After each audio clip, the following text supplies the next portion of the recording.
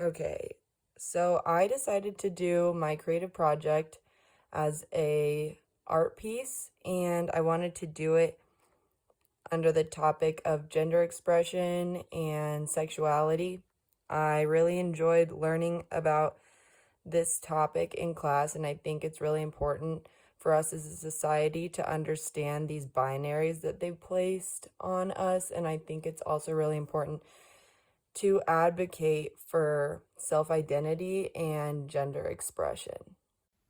Okay, now I want to go over the gist of the project. So I decided to do this piece in a journal because I think that symbolizes this secrecy that society has placed on us as individuals, where it's it's pressed on us to conform and to look and act like everybody else and how we are supposed to, and our authentic selves are often hidden. We have to fit into these boxes that society has placed on us, and I think that by putting this in a journal, it kind of adds to the whole secrecy of how people often hide their true identity.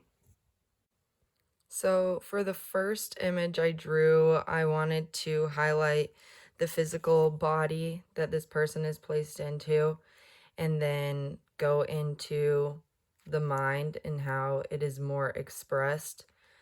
I wanted to use a lot of bright and vibrant colors that also came across as neutral to kind of show that there should be no association between traits and colors and anything that should place somebody under a specific identity. I also wanted to do this quote because I think it's really important to go over how these binaries are associated with the pronouns that people often go by. And I think it's important to not have that placed on you. I think it's important for a person to be able to define that for themselves. So the second image, I kind of wanted to do a similar thing where the person is confined to their physical body. It's very plain. And then you can see that their personality is being expressed through the tears coming from their eyes. The tears kind of showcase the pride that they are sensing in finally being able to convey their true self and find their true identity. I also wanted to include the quote from the actor Elliot Page, who recently announced their transition. And I think that is something that I really thought was important to include in my piece.